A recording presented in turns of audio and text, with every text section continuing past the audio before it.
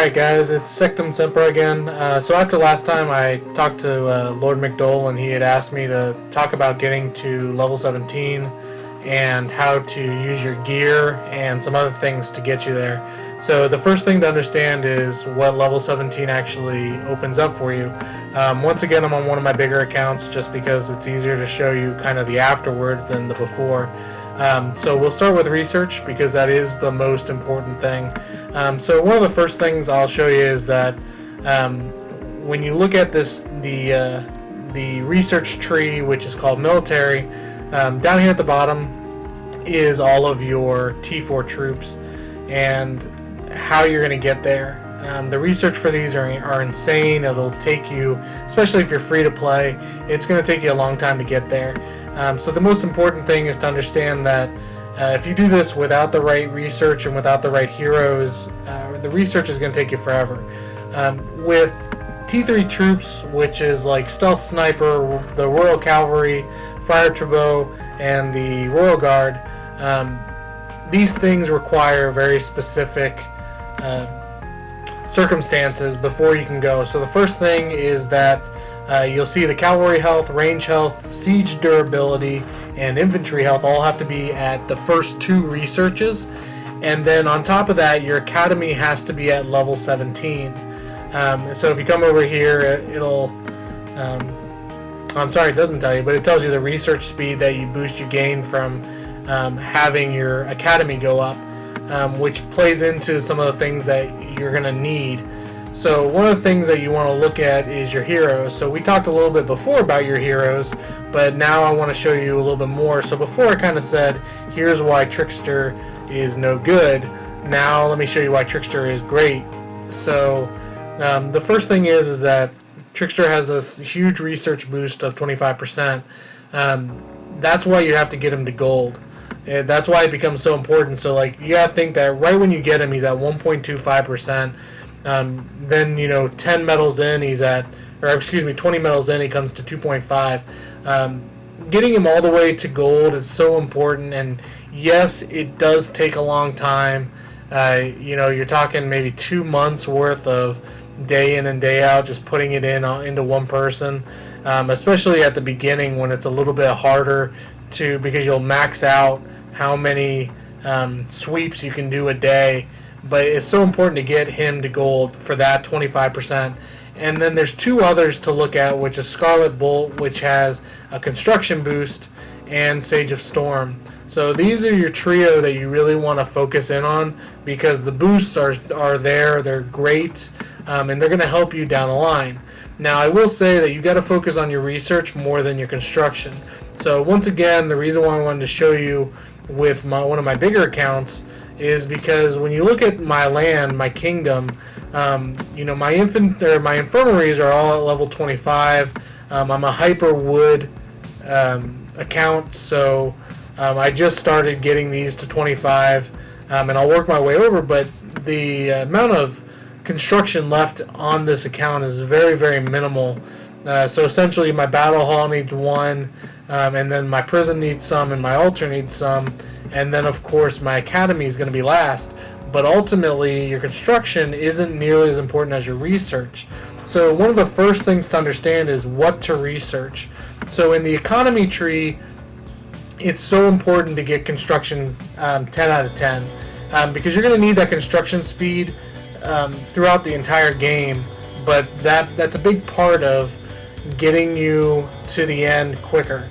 The other thing to look at is, since you have the right heroes to gold, is to look at your talent sets. So when you look at talent, and of course everybody's going to have it a little bit different, but they should have the same three things done. Once you get to level, I think it's level 55, you pretty much max out what you absolutely need, which is construction, research, and training. And you can see here, you can do, we're doing of course Guild Fest, so switch things up so that gathering is there, because I did a gathering quest earlier, and max load. But ultimately some things aren't important. And then of course if I were to switch this over to war, it would be everything basically on the left hand side minus the training speeds, because on the left-hand side, or because the training is no longer important during war, or when I would be going to war with somebody. But that's another important part, is having your construction speed, research completely maxed out, which they're on there twice. So right there at the top and then right here at the bottom, having both of those maxed out, and you can see they add 65 for this one, 65 for that one, and then going and looking at these two, it's 40 apiece. So just these two alone are going to add close to over 100% boost on your construction and research. And then the kind of last thing is just using the right gear. Everybody's probably going to have a different complete lineup, but for the most part, there's certain things that are going to be completely the same. So your lunar flutes are the best research tools. If I were to switch over to construction, you're going to see the Sentinel Circlet. The Griffin Walker is the best for actually both construction and for the research. And then there's a few different ones for these four, but they all pretty much maintain around the exact same four. We're up here being the offhand for your Griffin Talon. The Trident is not the best, I'll tell you that right now, for construction of speed. The best one is actually a paid item, which if you're going to buy anything, buy the big guy pack and get his sword, which is apparently God is declaring war on us. But get the big guy pack and get a sword, which basically that would cost you $26, which is about what I've put into this game. It's worth it, and of course I have that on a different account, but it is worth it. Then Nessoros Mask and the Lightning Guard is two good ones as well. And then if I switch back over to my research, the Elder Garb is once again not the best, but this was an early on mistake that I had made, and I'm just waiting for my other one to be leveled up so it surpasses it. The Nessoros Mask again, unfortunately I don't have the correct one, which I'll show you here in a second. And then this is the best research tool for the Electric Lance. So now if you're wondering, well, how do how do you figure out which one's the best?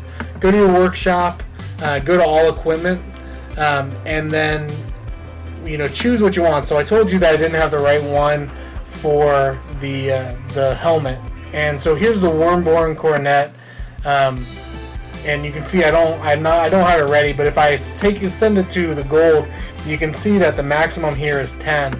Now when you're looking through all of this, you'll notice nothing has a research build on the helmet. So unfortunately, you kind of have to just go with what you have. That's why I keep the Nessoros Mask, because I can have a travel speed that's a little higher, and my army capacity, which is used for how much per troop can be taken in for gathering. And like I said, I was doing gathering a little bit earlier, so it's very helpful. But that Wormborn Coronet is one thing that I don't have, and that's in order to get that, you have to be able to kill Jade Worms, because you need the Jade Orb, and I just have not gotten enough to get it. But a lot of things are actually pretty easy to get. So looking at the Lunar Flute just as an example, it's a very basic item: coal, feathers, platinum. And then one thing I'll tell you is that this is a great example of why you don't want to get a lot of things that are completely worthless. So if if I hadn't done and we'll find the Elder Garb again. So the Elder Garb, for example, takes coal. So that was coal that I took away from other things, and it took a long time for me to get 3 golden lunar flutes, and part of that is because I used coal when I didn't need it. And so that's what I would tell you, is that take time to, whether you want to make a list, or you want to, you can ask somebody. I do have a list, and maybe one video I'll go through and we can piece together all the best things for each one of the areas that you want to do. But the biggest thing for research is to look through each one of these, and when we go down here, I can show you the one that you really want, which is the Terror Shield. So the Terror Shield research speed has 8%, which is not a whole lot more. So when we look at the Elder Garb, you're at 5.5%, and then there's the Cavalry Mail, which is at 7%. So those are basically the three things. And like I said, that was a beginner time. I messed up, and the best thing I can say is, this is that's a great example of why you want to do the right thing.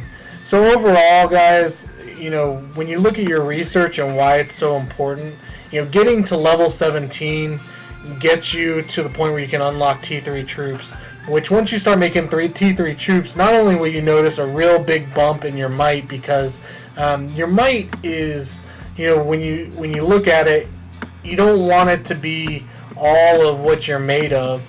However, when you look at what your troops are and what your might is made out of altogether, and let me get to that screen, you're going to notice that your might will bump. So I have a 20 million might just in my troops alone, which is pretty high. And you'll notice my research is very high at 22 million as well. But your buildings only come at 10 or at 9 million. And here's the thing, guys. That's why research becomes so important. That also becomes why you want to get the T3 troops. Because the sooner you get the T3 troops, the sooner you can start defending yourself a lot easier and a lot better. Because everybody's going to have T3 troops.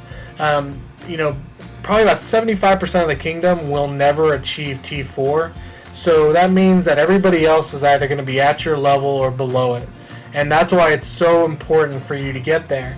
Because, for me, just as an example, I'm several months away from even thinking about getting T4. But when I start to look at what I have, I have 800,000 troops, which is actually quite a bit down from what it was a few weeks ago, just because I've been fighting a lot more lately. And the fact is that nobody really messes with me, whether I'm shielded or not. So you want to get to the point where you're able to protect yourself, you're able to do what you have to do, but the other part of it is that you're able to go and able to fight. So me losing 100,000 troops over the course of a week isn't a big deal. I mean, I lost a couple million in might, but to be honest, I'm going to get that all back fairly quickly. But the biggest thing is that I'm helping out my guild. I'm making myself look like a fighter, and quite honestly, gets my name out there for people not to mess with.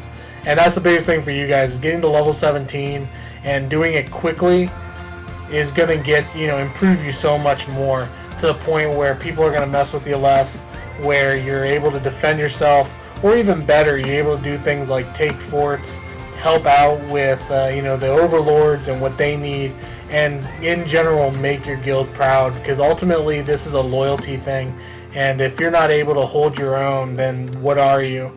So that's the end of the video, guys. If you have any other questions, please let me know.